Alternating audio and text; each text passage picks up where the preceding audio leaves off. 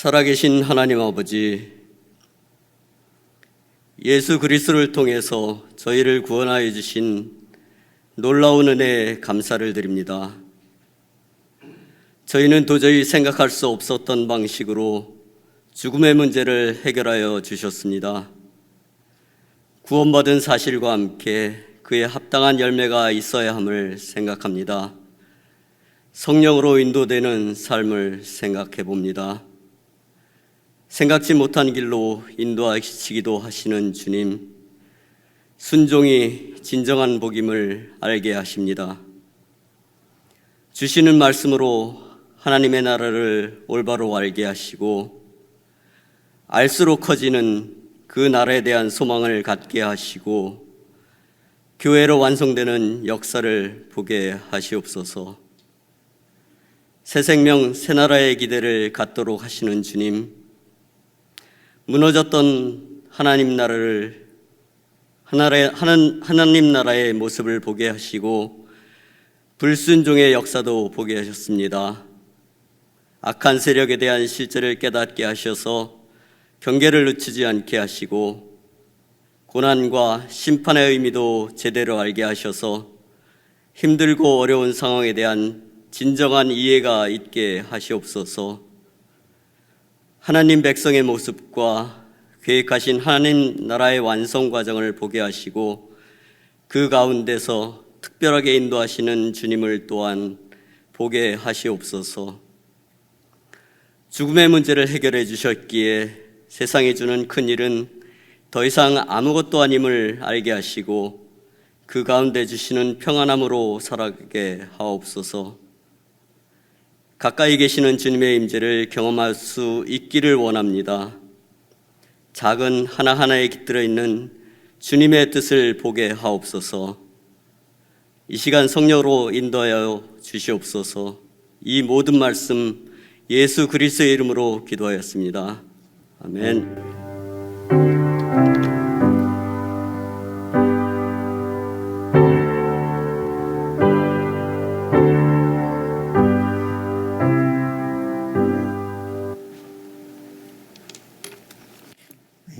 하나님의 말씀은 예레미야서 36장 20절부터 마지막 절까지입니다.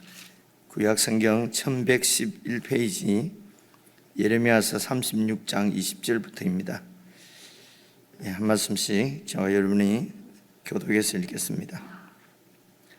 그들이 두루마리를 서기관 엘리사마의 방에 두고 뜰에 들어가 왕께 나아가서 이 모든 말을 왕의 귀에 아뢰니 왕이 여후디를 보내어 두루마리를 가져오게 하며 여후디가 서기관 엘리사마의 방에서 가져다가 왕과 왕의 곁에 선 모든 고관의 귀에 낭독하니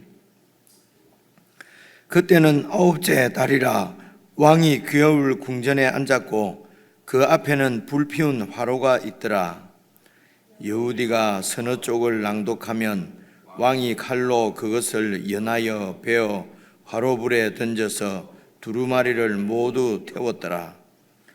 왕과 그의 신하들이 이 모든 말을 듣고도 두려워하거나 자기들의 옷을 찢지 아니하였고 엘라단과 들라야와 그마랴가 왕께 두루마리를 불사르지 말도록 아뢰어도 왕이 듣지 아니하였으며 왕이 왕의 아들 여라무엘과 이스라엘의 아들 스라야와 압디엘의 아들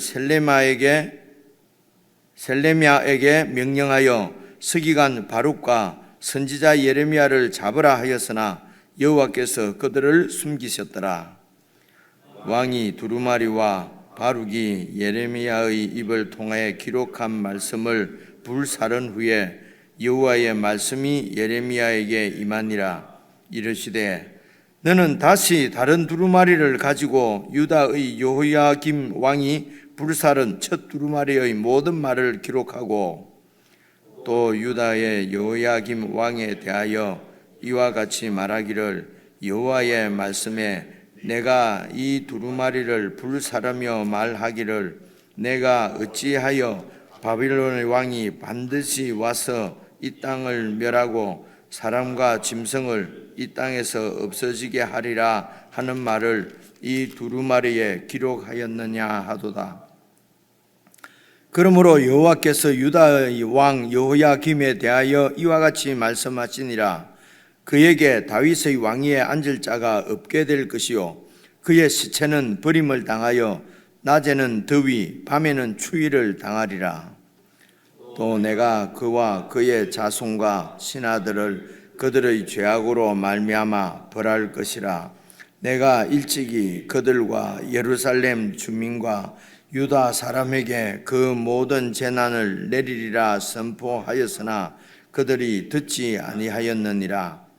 이에 예레미야가 다른 두루마리를 가져다가 네리야의 아들 스기관 바룩에게 주매. 함께 읽겠습니다. 그가 유다의 요야김 왕이 불사른 책의 모든 말을 예레미야가 전하는 대로 기록하고 그 외에도 그 같은 말을 많이 더하였더라. 오늘 말씀은 주의 깊게 읽어보니까 참 슬픈 말씀입니다. 우선 22절 보시면은요, 그때는 아홉째 달이라 왕이 겨울 궁전에 앉았고 그 앞에는 불피운 화로가 있더라. 근데 여기 이제 아홉째 달은 어제 말씀 여러분 9절 보시면은 9절 맞죠? 예, 유다의 요시야 왕의 아들 여호야김의 제5년 9월에 예루살렘 모든 백성과 유다 성읍들에서 예루살렘에 이른 모든 백성이 여호와 앞에서 금식을 선포한지라. 이제 아마 금식을 하는 시기니까 백성들이 모였던 것 같고요. 그리고 또 백성들도 지금 604년 5년 이때니까 이런 뭐 국제 정세랄까요? 이런 자기 나라의 그 상황들이 위급한 것을 뭐 이렇게 알 수 있었지 않겠습니까? 그래서 여호와 앞에서 이제 금식을 선포했는데 어쨌든 이 어제 말씀 9절 말씀에는 그 선포의 주체가 예루살렘 모든 백성과 유다 성읍들에서 예루살렘에 이른 모든 백성이 여호와 앞에서 금식을 선포. 국가적인 금식인 것 같은데 국가의 왕이나 이런 뭐 고위 관리가 아니라 이제 백성들이 이렇게 금식을 선포하고 금식하는 가운데 그때의 9월에 오늘 22절에는 그때 그 9월 아홉째 달에 이제 왕과 왕이 겨울 궁전에 아마 그때가 겨울인 모양이죠. 그래서 그 앞에 불피운 하루가 있는데 거기에 이제 여러분 20절, 21절 보시면은 그들이 두루마리를 서기관 엘리사마의 방에 두고 뜰에 들어가 왕께 나아가서 우리가 이제 이런 말을 들었습니다. 그 어제 말씀이죠. 19절에 보니까 이에 고관들이 바룩에게 이르되 너는 가서 예레미야와 함께 숨고 너희가 있는 곳을 사람에게 알리지 말라라고 얘기한 것은 이제 그 앞에 바룩이 예레미야가 불러주는 대로 기록한 그 말씀을 여러분 어제 말씀 16절 보니까요, 그들이 그 모든 말씀을 듣고 놀라서 서로 바라보면서 바룩이 이르되 우리가 이 모든 말을 이제 왕에게 알아야 되겠다. 근데 알으면은 위험해질 수도 있으니까 바룩 너는 예레미야를 데리고 같이 이제 숨어라. 그렇게 하고 서기관들이 이제 왕에게 나아가서 이제 왕에게 예레미야의 글에 예레미야가 이런 말씀을 하나님께로부터 받아서 썼습니다. 우리가 그걸 읽었습니다.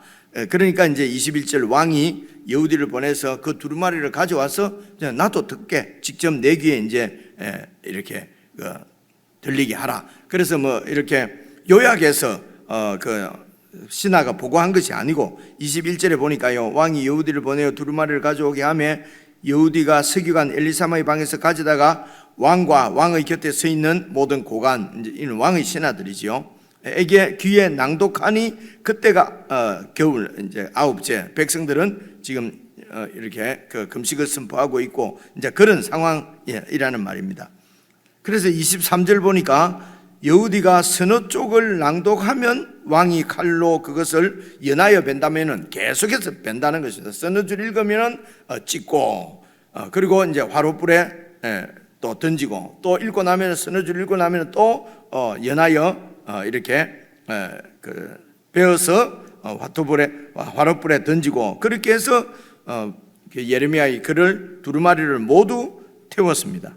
24절 보시면요, 왕과 그의 신하들은 이 모든 말을 듣고도 두려워하거나 자기들의 옷을 찢지 아니하였고, 그래서 이런 하나님의 경고의 말씀을 듣고 자신들의 옷을 찢고, 이거는 하나님 앞에 회개하는 것이죠. 자신들의 옷을 찢고 그렇게 하나님 앞으로 돌이켜야 되는데, 자기 옷을 찢는 것이 아니라 도리어 하나님 말씀을 찢어서 불태워버리는 아주 이런 참 이런 걸 어떻게 우리가 이해를 할 수 있을지 모르겠습니다. 그래서 25절 보면요, 엘라단과 들라야와 이 그마리아가 어떤 분인지 잘 모르겠는데요, 이런 왕의 이 선지자의 그 글을 낭독하는 것을 듣고 이제 하나님을 두려워하며 그렇게 이제 왕에게 이렇게 보고한 그분들이겠죠. 그래 이분들이 왕께 두루마리를 불사르지 말도록 아뢰어도 왕이 듣지 아니하였으며, 그리고 거기에서 더 나아가서 26절에 왕의 아들 여라무엘과 그리고 또 다른 신하들을 이렇게 시켜서 바울과 선지자 예레미야를 잡으라 하였으나, 그래서 체포하러 갔는데 여호와께서 그들을 숨겨줘서 이제 죽으면 이제 면했다는 그런 내용이지 않습니까? 여러분, 이 여호야김 왕의 아버지가 요시야 왕이거든요. 어제 말씀드린 대로. 그리고 이제 요시야 왕은 저희들 기억에 성전을 이렇게 이제 수리를 하다가 거기에서 율법책을 발견하고, 율법책을 발견한 사반이지요. 이제 그 책을 들고 요시야 왕에게 가서 그 율법책을 읽어 줬을 때 그 요시야 왕이 그 하나님의 말씀 율법책의 그 말을 낭독하는 것을 듣고 옷을 찢고 그리고 이제 그 말씀대로 소위 종교 개혁을 일으키거든요. 우상을 철폐하고 하나님 앞에 이제 이렇게 회개하고 하나님께로 돌이켰는데요. 근데 이제 그 아들이 이 여호야김인데, 이 아들은 하나님 말씀을 듣고도 자기 옷을 찢는 것이 아니라 이제 이렇게 말씀을 찢었다.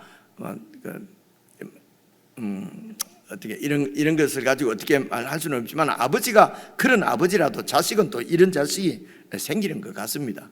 그래서 우리 어른들이 부모 세대가 아무리 잘해도 자식 세대는 점점 악해지는 세상 가운데서 이렇게 악해져서 하나님의 심판을 확정짓는 이제 이런 그 시대의 문제, 아니면 그 죄의 문제겠지요. 이제 죄의 문제가 있다 하더라도 그래도 또 많은 경우에 이 자녀 세대가 부모 세대를 보고 신앙을 배우는 것은 부모 세대를 보고 배우니까요.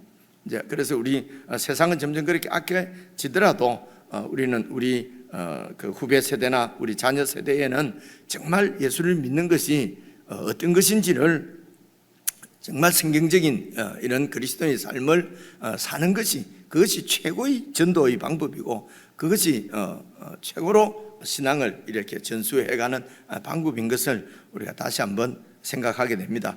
이런 좋은 왕 밑에서 그 아들이 이런, 죄송합니다, 개차반이 나오는 그래서 우리가 뭐 아무렇게나 자식들이 그렇더라도 우리가 나아갈 길은 요시아의 길이고 다윗의 길이겠지요.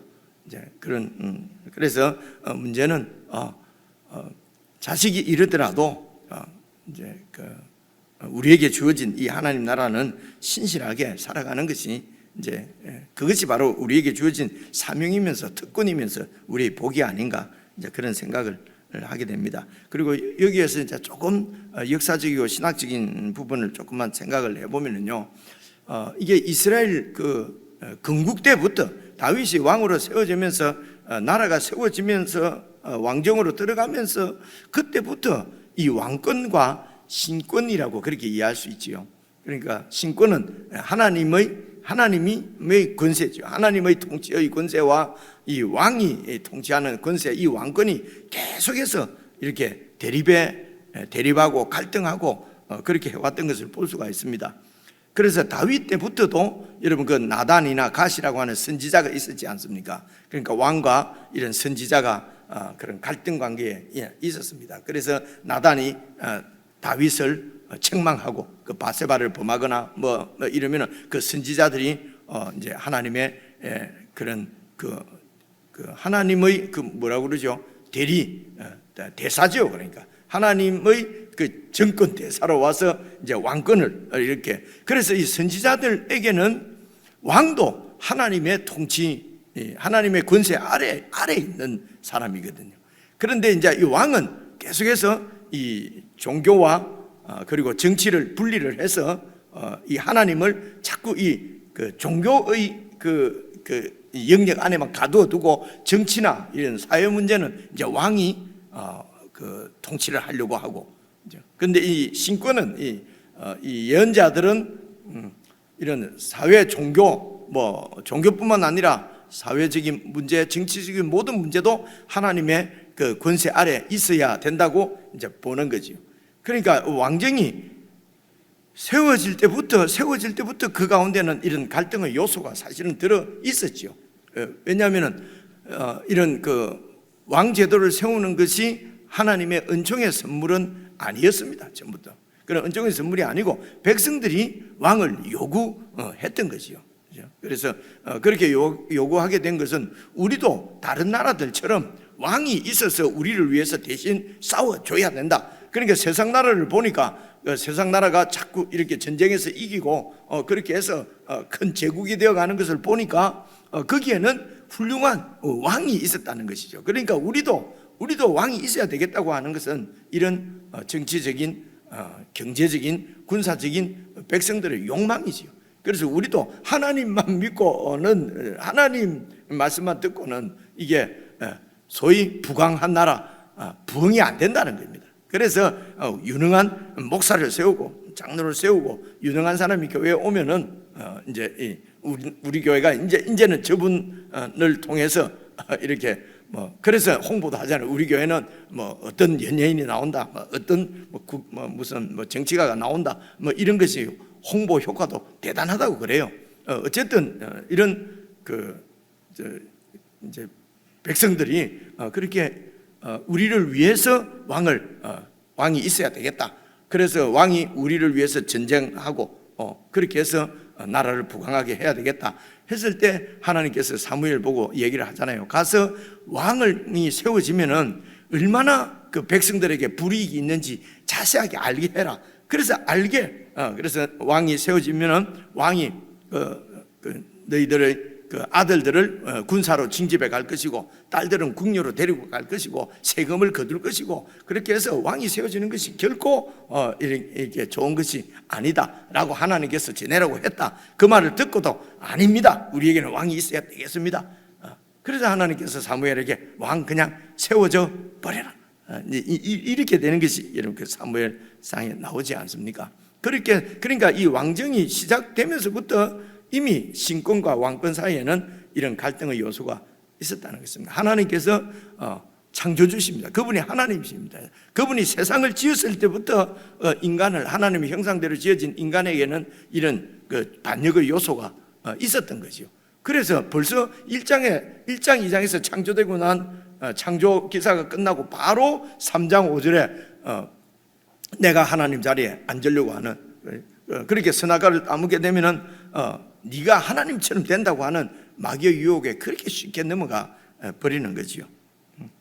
그래서 이제 여러분 그런 가시나 나단이나 이런 선지자 이후에 이제 또 왕권과 심각하게 대립한 그런 선지자가 여러분 엘리사 이런 엘리사를 거쳐서 그 다음에 이제 뒤에 이제 이사야부터 쭉 나오는 그런 선지자들을 보통 우리가 문서 선지자라고 얘기를 하거든요.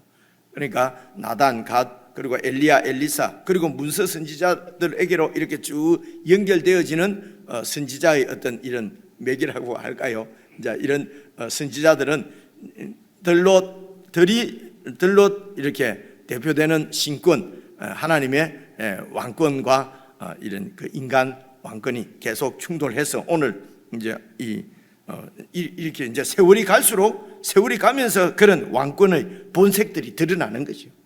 드러나서 그래서 지금 하나님의 말씀을 불태운다고 하는 것은 오늘 우리로서는 뭐 도저히 그런데 뭐 저희들도 따지고 보면 저도 처음 예수 믿고 이럴 때 부끄러운 얘기입니다만 처음 교회 다니고 이럴 때 이제 뭐 좀 아내하고 다투거나 이러면은 막 제일 그 어떻게 하면 상대를 이렇게 그 상대를 그 마음 아프게 할까 그러면서 성경도 찍고 말입니다. 괜히 이런 얘기는 괜히 돌이켜 보면은 요야김 왕 같은 짓은 참 하나님 두려운 줄 모르고 참 이제 이런 죄성이 세월이 가면서 자꾸 여러분 하나님 앞에서 이렇게 살아가면 살아갈수록 그런 본색들이 이제는 참 되게 좋은 사람인 것, 내가 생각해도 참 괜찮은 사람인 것 같고 여러분들은 안 그러셨습니까? 그죠? 그렇게 예수님을 믿어가면서 이런 본색들이 드러나기도 하고 본색들이 발견되기도 하고 이제 그렇게 해서 예언자들과 이 왕들이 예언자들과 계속 충돌하고 하는 것이 사실은 이런 이스라엘의 성경이 기록된 이스라엘의 이런 역사거든요. 그래서 어쨌든 이제 예언자들이 이런 이 종교적인 이런 경건함이 사실은 이런 사회와 정치에도 구체적으로 실현돼야 된다는 거죠. 그죠? 이게 맞습니다. 그래서 오늘도 이제 예언자적인 설교를 해야 된다. 예언자적인 이제 무슨 이런 역할이 뭐냐? 이게 이제 정치, 경제 모든 것에 하나님의 말씀이 하나님 말씀대로 해야 된다. 이렇게 해서 이제 주로 이제 이 예언자적인 설교다 그러면은 정치가들에게 대통령이나 이런 지사나 이런 정책이나 이런 데 대해서 이제 많이 이제 이렇게 비판을 하는 그런 설교하면은 예언자적인 설교 이제 이런 경우가 많이 있거든요. 그래 결국은 그런 정치나 경제나 사회 모든 문제도 하나님의 말씀의 통신을 받는 나라가 이루어지는 것이 물론 우리의 이상적인 꿈이지요. 그런데 그렇지만은 잘 생각해 보시면요, 이 성경에 기록되어 있는 이런 예레미야서가 기록되어진 이스라엘은 여러분 이스라엘 자체가 오늘 교회입니다. 교회. 그죠? 그게 이방 나라 아수르라든가 여러 이런 세상 나라가 있고요. 그리고 거기로부터 하나님의 통치를 받는 하나님 나라를 세우시기 위해서 그 가운데서 이스라엘을 택하셔서 그렇게 해서 오늘로 치면은 이렇게 전도를 해서 하나님의 이 사랑의 이런 사랑을 영접하고 그리고 이렇게 하나님을 이렇게 아버지로 주로 영접하고 하나님께로 이렇게 모여든 그렇게 해서 이루어진 공동체 교회가 바로 구약에는 이스라엘이거든요. 그래서 이스라엘에서 이런 왕들이나 이런 선지자나 아니면 제사장들이나 권세를 갖고 있는 사람들은 다 이스라엘의 하나님 성경의 표현을 빌리자면은 하나님의 양들을 이렇게 돌보고 섬기는 목자들이었지 않습니까? 그죠? 오늘 치면은 종교 지도자들입니다.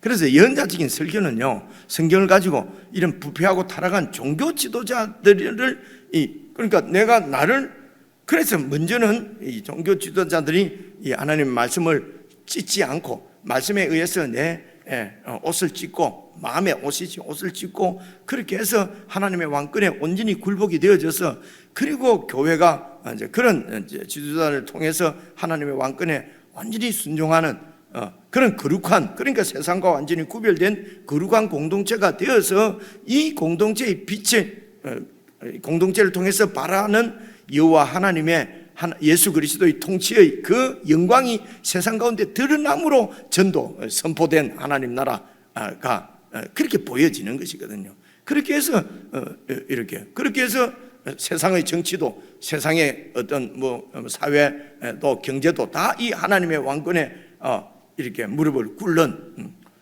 이것이 하나님이 설계한 하나님 나라의 확장이지요. 그런데 무력을 가지고 힘을 가지고 그렇게 믿지 않는 세상을 이렇게 굴복을 시켜서 예수 믿게 만들어야 되겠다. 이러면 이게 예수님 이후에 이런 여러분 아시다시피 그런 뭐 영화들도 나오고 또 실제적으로 힘을 가지고 이런 무력으로 이런 조금 미개하다고 생각되는 나라들을 정복하면서 거기에 이제 예수를 믿게 해야 된다 해서 선교사들이 따라와서 여러분 뭐 캐나다나 미국이나 이런 데 있는 인디언들이나 남미에 있는 인디오들이나 다 이런 게 이게 긍정적인 역사가 아니거든요. 힘을 가지고 사람들을 눌러서 그렇게 해서 예수를 믿게 하겠다 하는 것은 지금 현실적으로는 인디언들이나 이런 사람들은요, 일단 백인들 백인들을 통해서 전도는 되지 않습니다. 자기들이 땅을 빼앗은, 자기들이 침략한 그 침략군들의 수괴가 예수거든요. 그러니까 참 답답한 현실이죠. 그러니까 이제 우리 같이 이런 그분들하고 비슷한 이런 몽골 반접을 갖고 있는 이제 한국인들은 브라들 이러면서 이렇게 얘기도 좀 들어주고, 이제 거기에 이제 선교사들이 인디언들이나 인디어의 한인 선교사들이 많이 있습니다. 많이 있고 그런데요.